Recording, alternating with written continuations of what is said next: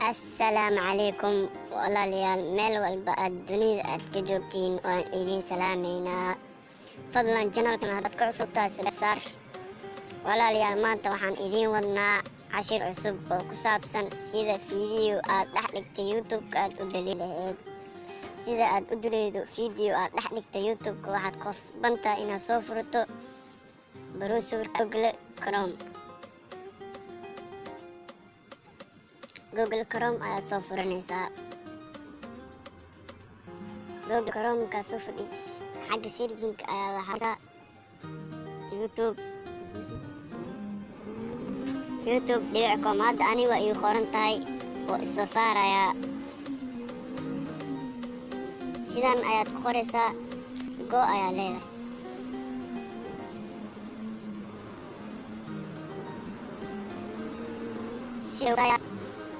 Page YouTube ka mid ah ayuu ku soo saaraya.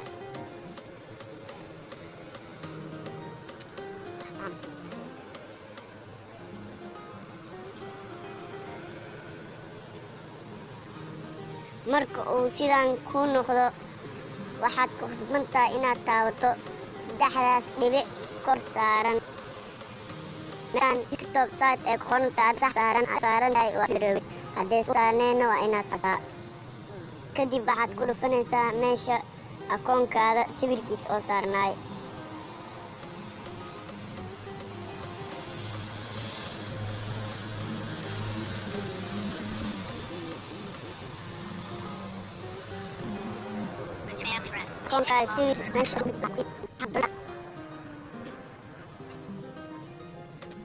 YouTube Studio markaad dooratid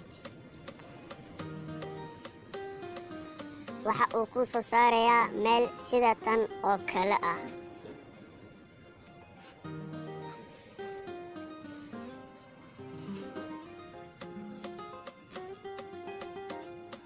Meel sida tan ah ayuu ku soo saarayaa. Waxaad ku dhufanaysaa meeshaan qor fiidiyoyaasha ah. Meeshaad ay saaran tahay hoosteeda lambarka 2 ayaad ku dhufanaysaa. Videos ayaa si taab hadda waa aad joogtaa meesha loo baahnaay. Video inaad delete arabtid sax ayaa saaraysaa. Sax marka aad saartid waxaa ku saarayaa sida tan calaa saddexdan dhibic iskor saaran ayaad ku dhufanaysaa. Markaad ku dhufatid oo ku saarayaa delete ayaad ku dhufanaysaa.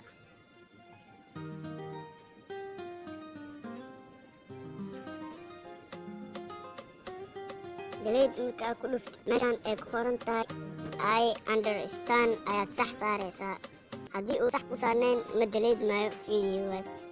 sax ayaa saaraa. meeshaan ay ku qoran tahay delete forever ayaad ku dhufanaysaa. hadda aniga marow inaad deleedo balse adiga haddaa rabtid inaad deleedid meesha ayaa si toos u dhufanaysaa. markaas videogaas mar damba dib looma arkayo. walaalayaal waa mahadsantiin sida cashirkeena waxaan idinka codsanayaa inuu subscribe waana mahadsantiin.